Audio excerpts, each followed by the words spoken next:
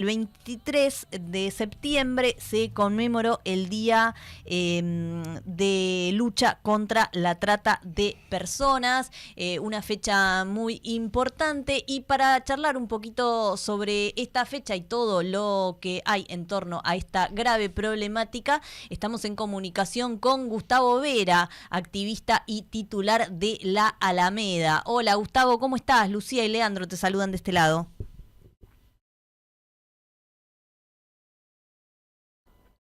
A ver si nos escucha.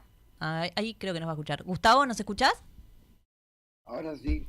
Ahora sí, Gustavo, ¿cómo estás? Lucía y Leandro de este lado. Gracias por atendernos. Buen día, ¿cómo están? ¿Todo bien, vos? Bien, bien. Gracias por estar ahí del otro lado. Bueno, queríamos hablar con vos precisamente por la fecha que se conmemoró recientemente, el 23 de septiembre, el Día de la Lucha contra la Trata de Personas. Y para meternos en el tema, tal vez primero me gustaría que le cuentes a la audiencia, tal vez haya algunos que no conozcan todavía de qué se trata la Alameda, cuál es la labor que realiza. Bueno, la Alameda surgió hace 23 años, producto de cuando estalla la convertibilidad y cuando cae el gobierno de la Rúa y se conforman asambleas en todo el AMBA, digamos en Gran Buenos Aires y en la capital federal. Y en el sudoeste de la capital, una de las asambleas barriales era la de Parque Avellaneda, que es un barrio que está entre Floresta, Flores y Soldati, y allí se configura lo que después fue el grupo humano que conformó la Alameda. Se lo llama la Alameda porque se recuperó un lugar que después se expropió 2 veces y es el centro comunitario central, digamos, de la sede, eh, que se llamaba la Alameda, se llamaba como un viejo bar, digamos, ¿no? Y bueno, a partir de la interacción que empezamos a desarrollar en aquel momento, que era un momento de mucha crisis, con ollas populares, clubes del trueque, actividades comunitarias para tratar de asistir a los vecinos en situación de necesidad, fuimos interactuando con muchos vecinos y vecinas de la colectividad boliviana y sin querer, de alguna manera nos encontramos con situaciones que ni sospechábamos que existían y fue de alguna manera todo el drama de la gente explotada en talleres clandestinos que venía mediante engaños de Bolivia. En aquel momento gobernaba Sánchez de Lozada en Bolivia y era un caos completo. Mucha gente migraba para otros países en busca de algún sustento y muchos venían acá engañados con la promesa de salario en dólares, casa, comida, y después se encontraban con el infierno de la esclavitud en el ámbito textil. Así que las primeras denuncias que empieza a formular la Alameda tienen que ver con su origen comunitario. Y ahí nos fuimos familiarizando de algo que nosotros no conocíamos, que ni siquiera estaba todavía tipificado en nuestra legislación, que tiene que ver con la trata de personas, tiene que ver con la captación mediante violencia o engaño de personas en situación de vulnerabilidad a los efectos de trasladarla, sacarla de su lugar de origen y luego, digamos, reducirla a la servidumbre, en este caso laboral. Más adelante, pocos años después, empezamos a recibir denuncias también en nuestro barrio de sitios en donde había explotación sexual.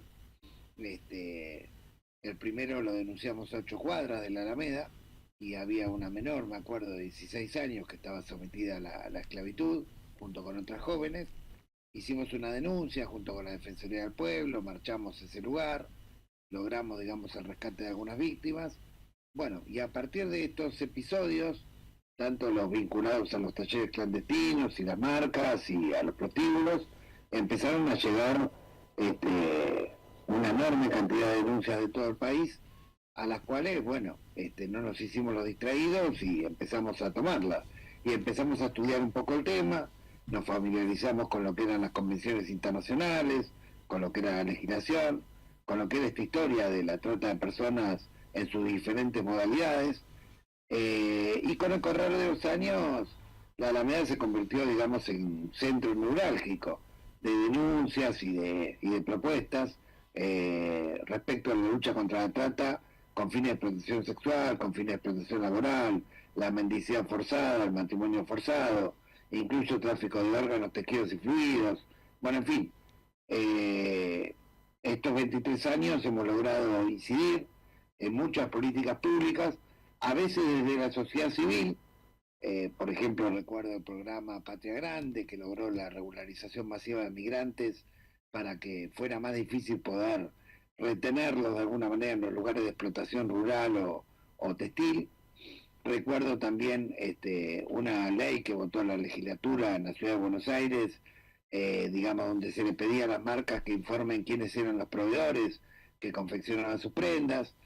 Bueno, luego yo accedí, fui legislador entre 2013 y 2017, que fui con Pino Solanas, y desde allí logramos sancionar una ley para cerrar todo lo que eran los whiskerías y cabaret clase C que enmascaraban diversas situaciones de explotación sexual. También marchamos con los vecinos de diferentes barrios, del conurbano y de la capital federal, armando mapas del delito, armando mesas interinstitucionales, denunciando puntos que tenían que ver con la explotación sexual o laboral, y también obviamente empezamos a denunciar situaciones de narcotráfico porque a partir de 2006, 2007, 2008 empezamos a ver que en realidad la trata y el narcotráfico actuaban mancomunadamente en muchas zonas, o sea que no eran delitos, si bien son delitos que están tipificados de diferente manera, son parte del crimen organizado, y cuando hay zonas liberadas, esas zonas liberadas tienen todo un combo, de alguna manera, de delitos contra la vida, la libertad y la dignidad. Después, con el correr del tiempo, accedimos a la Dirección Nacional del Comité Ejecutivo de Lucha contra la Trata y Explotación de Personas. Desde allí hicimos grandes reformas, digamos, que en las políticas públicas contra la trata, entre ellas, por ejemplo, el programa Reparar, que era un programa del Ministerio de Trabajo mediante el cual los sobrevivientes de trata tenían un año de capacitación remunerada para luego promover su reinserción laboral. También promovimos el acompañamiento terapéutico y jurídico gratuito desde los Ministerios de Salud y del Ministerio Público de la Defensa. También promovimos un programa de acceso a soluciones habitacionales junto con los institutos de la vivienda de todo el país, y logramos otorgar viviendas de alguna manera que eran módulos habitacionales o parte del programa Casa Propia a personas que habían salido de situaciones de esclavitud. Lo habíamos empezado a desarrollar en el 2023 hasta que llegó Milei, pero habíamos logrado otorgar viviendas, recuerdo, en Formosa, en Salta, en Catamarca, en Santiago del Estero. Logramos sacar también leyes provinciales en las cuales las empresas privadas que contrataban personas que habían sido rescatadas del delito de trata, el gobierno provincial les reconocía un año de cargas sociales o los eximía de una cantidad importante de impuestos. Estas leyes se votaron en Catamarca, en Chaco, en Salta, en Tierra del Fuego.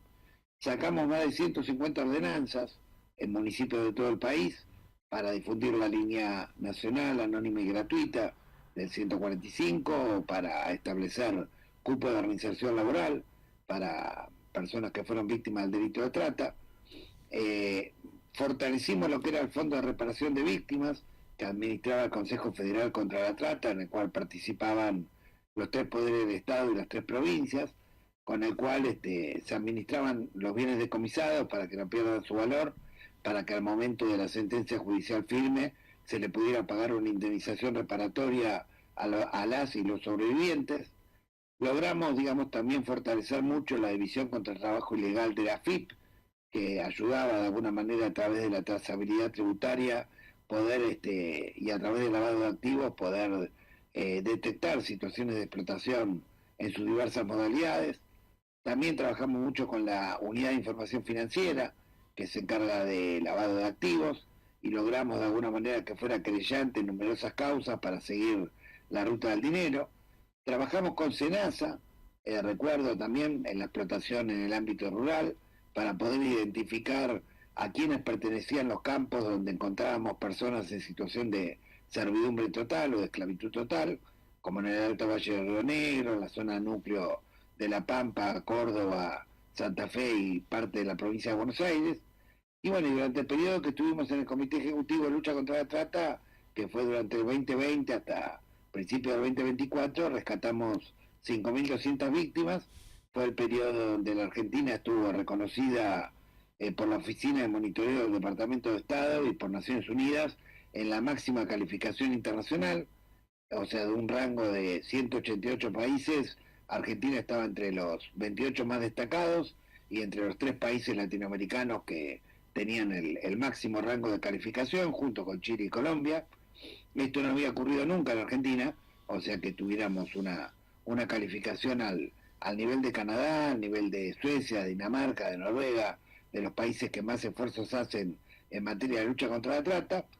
Y bueno, después llegó el gobierno de Milei y la motosierra no podía faltar, obviamente, si pasó sobre los jubilados y las personas con discapacidad, obviamente por el primer lugar por donde pasó, aunque fue menos imperceptible, digamos, porque habitualmente no se habla mucho de estos temas, fue el desmantelamiento completo de todas las políticas que te estoy mencionando, al punto tal de que hoy, cuando se rescatan víctimas, el Estado no tiene absolutamente nada para ofrecerles. No hay Ni nada. ayuda económica, ni capacitación laboral, ni reinserción laboral, ni obviamente vivienda, ni acompañamiento terapéutico, ni acompañamiento jurídico. Y lo que ocurre dramáticamente es que cuando hay un allanamiento hoy, muchas víctimas no se quieren retirar del lugar donde están siendo explotadas, porque, bueno, No tienen alternativa contención. que ofrece el Estado es la nada misma. Claro. Y entre el infierno y la nada, se aferran al infierno, digamos, como una especie de dramático mal menor, digamos, ¿no? Es lamentable. Nosotros hemos publicado el año pasado y este año informes sobre la evolución o la involución, mejor dicho, de las políticas públicas bajo el gobierno de Milei, que lo que está haciendo es básicamente naturalizar situaciones de esclavitud, situaciones de narcotráfico, situaciones de zona liberada, porque obviamente ha desmantelado todas las políticas que tenían que ver con contención, con apoyo a los sectores más vulnerables, y además obviamente crece la desesperación, crece la desocupación, que es un caldo de cultivo para la trata de personas. Así que la Alameda, que hoy está aproximadamente en 20 provincias, se dedica a luchar contra toda forma de esclavitud, contra toda forma de explotación, y hemos tenido de los 23 años, 17 años, el apoyo incondicional de Jorge Mario Bergoglio, en aquel entonces cardenal de la Ciudad de Buenos Aires, y luego el Papa Francisco, porque gracias a él pudimos desbaratar bandas muy pesadas, donde había mucha complicidad política, judicial, policial, y lo pudimos hacer corriendo menos riesgo que lo que corríamos al principio, por el apoyo y por el peso que tenía Francisco, de alguna manera, que obviamente era el argentino más importante en la historia de Argentina, ¿no? Que había sido electo papa de los cristianos. Gustavo, qué cantidad de aristas impresionantes que rodean y se entrecruzan en esta problemática que es la trata de personas. Y como bien mencionabas, me parece que sin el Estado, qué difícil, que resulta mucho más difícil. Me pregunto cuánto nos va a costar este retroceso que estamos viviendo a partir de la gestión de Javier Milei. Bueno, nos va a costar mucho, porque lo primero que hay que hacer, obviamente, es tratar de fomentar una reactivación del trabajo, del mercado interno, de fortalecimiento de las pymes, de fortalecimiento del trabajo nacional. Si no se recrea un poderoso mercado interno donde haya trabajo, donde haya esperanza de digamos, reconstruir un horizonte de vida a través de la dignidad del trabajo, estamos perdidos. Uh-huh. En este momento, para muchos niños, niñas, para muchos adolescentes, jóvenes, ser mula o estar en situación de prostitución en los circuitos del narcomenudeo es algo más rentable, digamos, que cualquiera de los trabajos basura que les ofrecen, que son precarizados, muy por debajo de la indigencia, o directamente no encuentran ningún tipo de trabajo. Además tenemos otro problema más grave, y es que hoy la trata opera en el ámbito virtual muy fuertemente, por lo tanto llega a todos los celulares de niños, niñas, adolescentes, de jóvenes, de personas en situación de vulnerabilidad, y aparece con ofertas engañosas, con ofertas de dinero fácil, con ofertas de salir de una situación desesperante, que después terminan convirtiéndose en una emboscada y un camino hacia el infierno, ¿no? En eso quería hacer foco, Gustavo, que es lo lamentable del retiro del Estado, porque este delito que tiene alcance global va cambiando, se va modernizando, y si uno no lo combate, corre de atrás todo este trabajo que se hizo, ahora hay que correr mucho de atrás, ¿no? Eso también es muy preocupante. Sí, y en lo inmediato lo que hay que hacer es una defensa comunitaria, es decir, hay que tratar de generar anticuerpos en cada comunidad, con una fuerte capacitación en las escuelas se tendría que trabajar de manera más intensa el uso responsable de las redes sociales, los peligros que puede entrañar de alguna manera desconocer las maniobras que están utilizando estas redes para poder captar jóvenes, páginas de modelaje, etcétera, etcétera, son el camino muchas veces hacia la explotación sexual. Hoy tenemos también el fenómeno de la explotación sexual virtual, o sea, muchas personas que son explotadas a distancia, sin un contacto físico entre el verdugo y la víctima, pero con consecuencias devastadoras en la psiquis de alguna manera de la persona explotada, y donde además hay delincuentes que están obteniendo dinero de la explotación sexual de otro. Tenemos también de alguna manera chicos que quedan atrapados a partir de las adicciones en un circuito de servidumbre, convirtiéndose en mulas, en soldados o en circuitos del narcotráfico. Tenemos bueno, una cantidad de situaciones desesperantes en las cuales chicos que están, por ejemplo, endeudados a partir de la ludopatía virtual, digamos, y que después se les ofrece saldar deudas a cambio de imágenes íntimas que después van a parar a páginas de pedofilia o de pederastía. Es decir, hay un intenso ataque de las redes criminales, digamos, en el ámbito virtual, y creo que no tenemos la suficiente trabajo de prevención. Si bien el tema está en el punto de la currícula de las escuelas, está tratado casi como, digamos, como un tema más, como si fuera una especie de efeméride, cuando en realidad hoy la virtualidad forma parte de nuestra cotidianidad. Por lo tanto, es un tema que tiene que ser muy hablado, y máxime teniendo presente que muchos niños, niñas, adolescentes, jóvenes han ingresado al mundo de la virtualidad desde un analfabetismo digital, es decir, desde un contexto sociofamiliar en el cual no había antecedentes de alguien que tuviera experiencia o supiera de la virtualidad. Claro. Por lo tanto, son chicos, son jóvenes, son adolescentes que ingresan a la virtualidad por ensayo y error, sin tener muchos conocimientos, que tienen sus perfiles en general abiertos en todas las plataformas, que les da vergüenza preguntar a su par, que por ahí sabe, porque si no es objeto de bullying dentro de la escuela. Y bueno, y si los docentes no trabajan estos temas, si no están capacitados para trabajar estos temas, es difícil defender a la comunidad. Para defender a la comunidad lo primero que tenemos que hacer es una fuerte prevención. También hay que prevenir en cada municipio, en la fuerza de seguridad y también en el Poder Judicial, y recordar cuáles son los protocolos de búsqueda de personas cuando desaparece un menor. Inmediatamente hay que activar la alerta Sofía, inmediatamente hay que encuadrar el delito en el fuero federal, no hay que perder 24 ni 48 horas, hay que tener una coordinación muy aceitada con la Fiscalía Nacional Antitrata, la Protex, y también con los juzgados federales correspondientes. Hay que tener también una relación aceitada con los organismos antitratas de los países hermanos, porque muchas veces tenemos situaciones de captación. Hoy la Argentina, por ejemplo, como tiene el salario en dólares uno de los más bajos de Sudamérica, no es un país de destino como lo era en la época que surgió la Alameda. En la época que surgió la Alameda, el salario mínimo, recuerdo, hacia el año 2007, 2008, llegó a ser uno de los más potentes, digamos, de Sudamérica. Después empezó a caer, producto de las políticas de ajuste neoliberales. Hoy tenemos el más bajo, y bueno, cuando vos tenés el salario más bajo de la región, obviamente no viene gente engañada a la Argentina porque nadie cree que la Argentina va a tener un futuro mejor. Pero sí van muchas argentinas y argentinos engañados a otros lugares pensando que van a tener un futuro mejor y se encuentran con la esclavitud. A veces ocurre en Bolivia, hemos rescatado gente de explotación sexual en Bolivia, en Perú, en Paraguay, República Dominicana, en México, en España, en Turquía.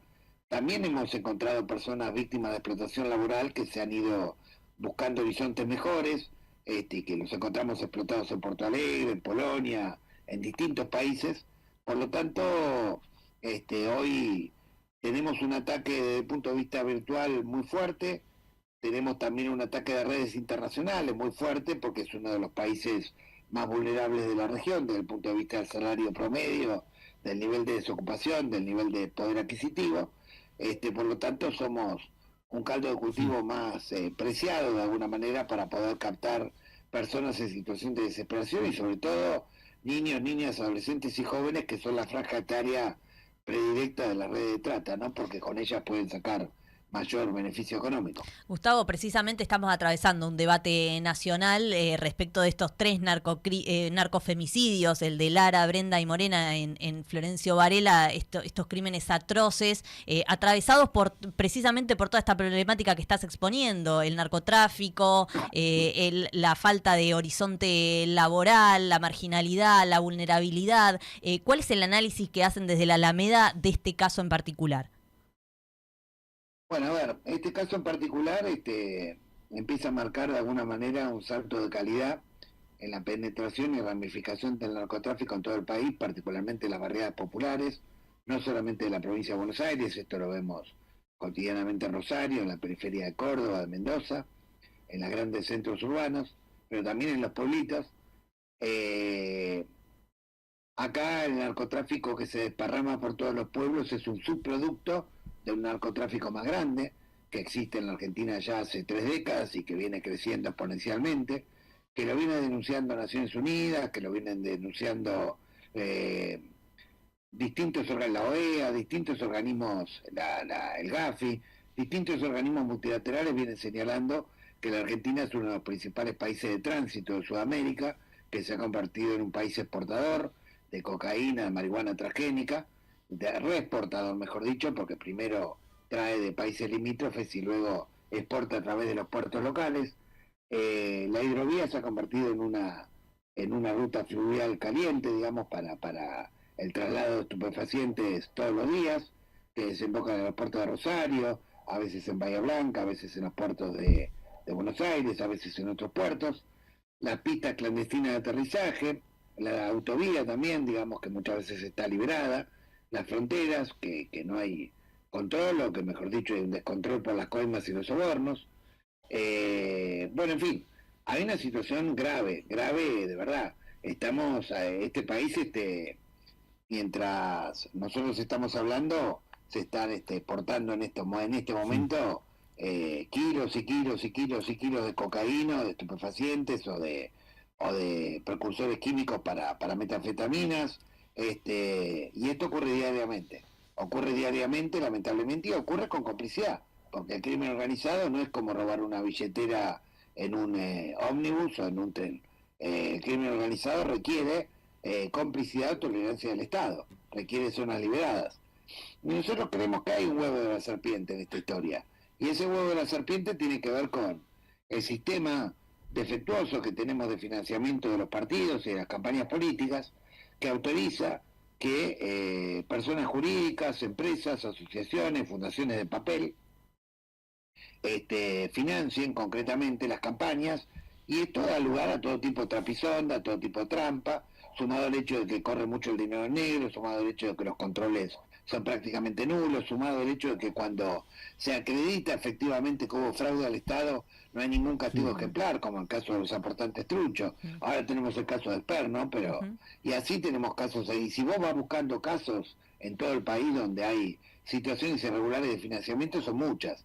Y esto abre las puertas para la corrupción y para el narcotráfico. Para la corrupción, ¿por qué? Te doy un caso concreto. Suponete que en este momento, en la campaña electoral de San Juan, estén empresas mineras, que está legalmente permitido, financiando campañas de los partidos de allá.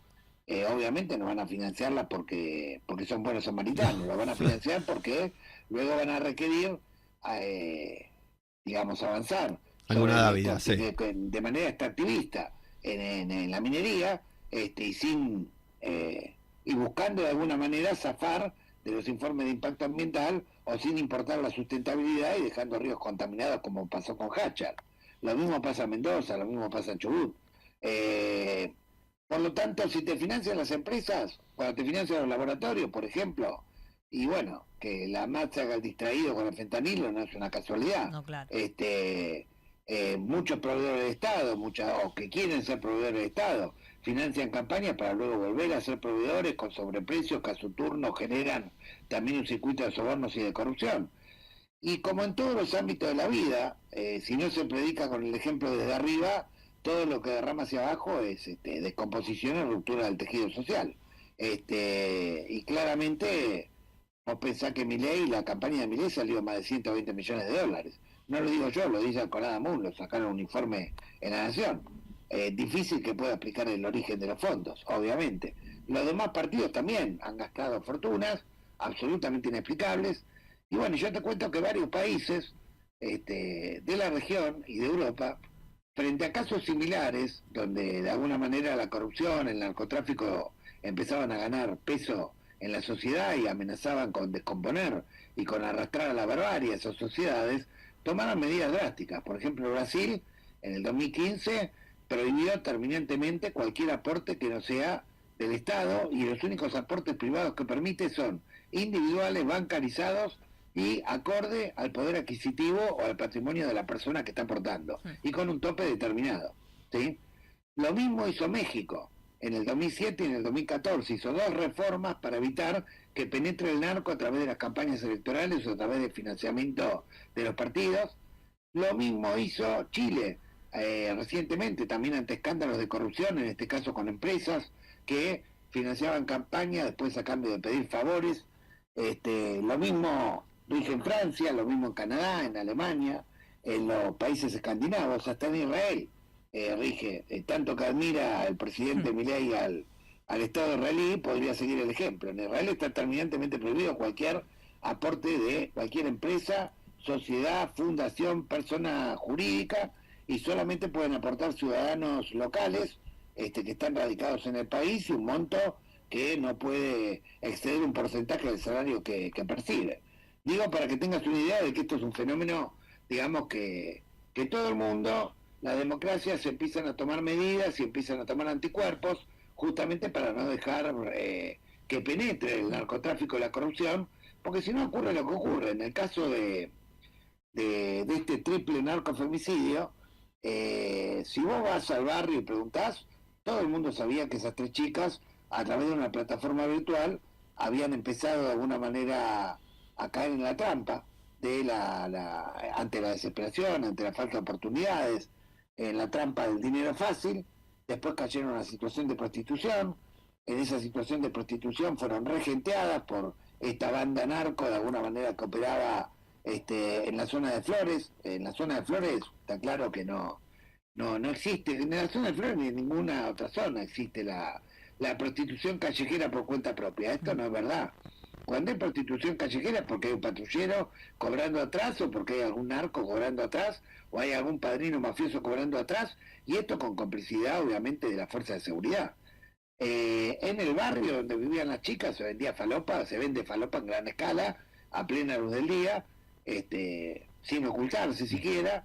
Por lo tanto, se sabía que estas chicas estaban en vínculos con una bandita que operaba, digamos, ahí en Flores, y a su vez tenía ramificaciones en el barrio.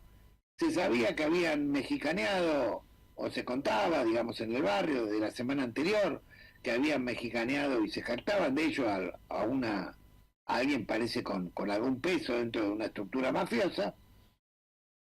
Se temía que podía haber una vendetta.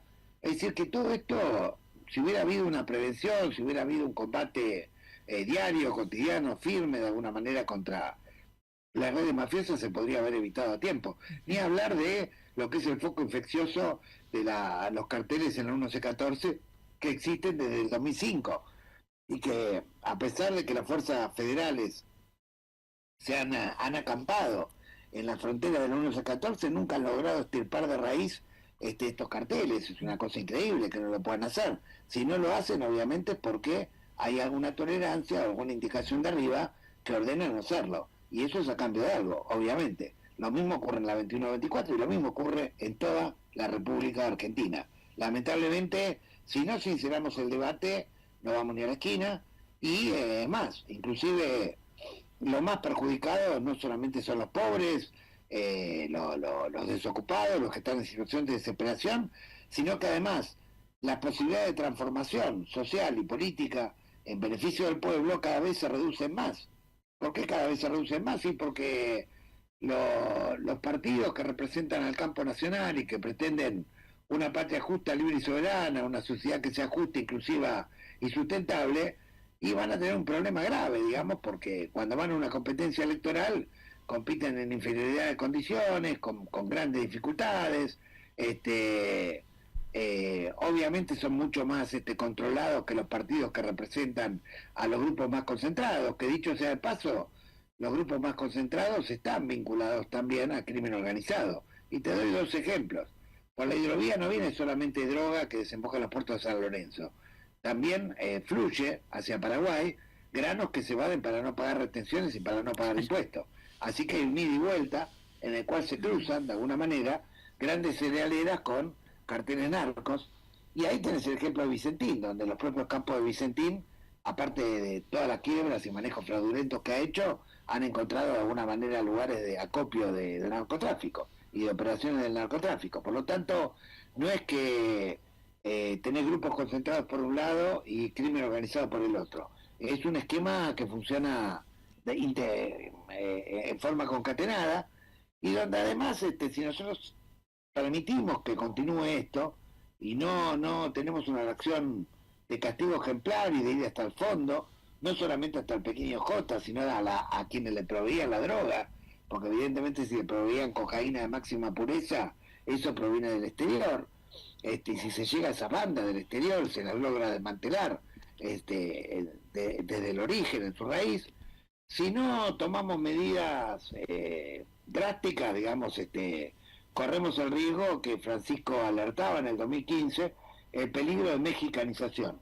No para estigmatizar a México, sino refiriéndonos a un proceso que ocurrió en México durante muchos años, donde las mafias prácticamente acechaban al Estado y todos los días aparecían cuerpos despedazados, mujeres violadas y mutiladas, niños asesinados. Bueno, esto no lo podemos permitir, claramente, porque además esto es funcional también al saqueo terminal de los recursos estratégicos de nuestra patria. O sea, el litio, la minería, el petróleo, el agua, todos los recursos que Dios nos dio y que hoy están en riesgo, digamos, por un gobierno nacional absolutamente responsable, absolutamente falto de sentido patriótico, que con tal de mantener $1 barato es capaz de entregar a la madre, a cualquier cosa, y a la madre patria, y esto en el marco de un tejido social complejo, agrava las posibilidades de poder de alguna manera reconstruir el país. Por eso es importante que los hechos de conmoción pública, los hechos que traen mucho, el dolor tiene que engendrar sabiduría y tiene que engendrar reflexión y tiene que engendrar medidas y cambios. Y creo que acá lo que cae de Maduro, y a partir de la punta del iceberg que vos ves con el tema Fred Machado Esper, está bien, está Fred Machado Esper, pero también tuvimos a uno de los nuestros que andaba en yate y con fondos que son absolutamente inexplicables. Sí. Entonces, que no es lo mismo, es cierto, y en mayor cantidad de un lado que del otro, pero no es un tema de Boca River. Total. Es un tema de que hay que garantizar la participación democrática con un financiamiento predominantemente estatal, hay que prohibir a las empresas de cualquier tipo, figuras jurídicas, lo que fuere, que aporten, para que los políticos que lleguen, como diputados, como senadores, como concejales, como intendentes, como gobernadores, como presidente o vicepresidente, bueno, por lo menos lleguen de alguna manera sin estar condicionados de antemano ni por la mafia, ni por la corrupción, ni por las grandes corporaciones, ¿se entiende? Se entiende, clarísimo, Gustavo, qué panorama. Realmente nos hemos quedado sin tiempo, queremos agradecerte mucho por todos estos minutos que te has tomado para charlar con nosotros y clarificarnos el panorama. Gracias, Gustavo. No, por favor, que tengan buenos días. Lo mismo, un abrazo. Hasta la próxima.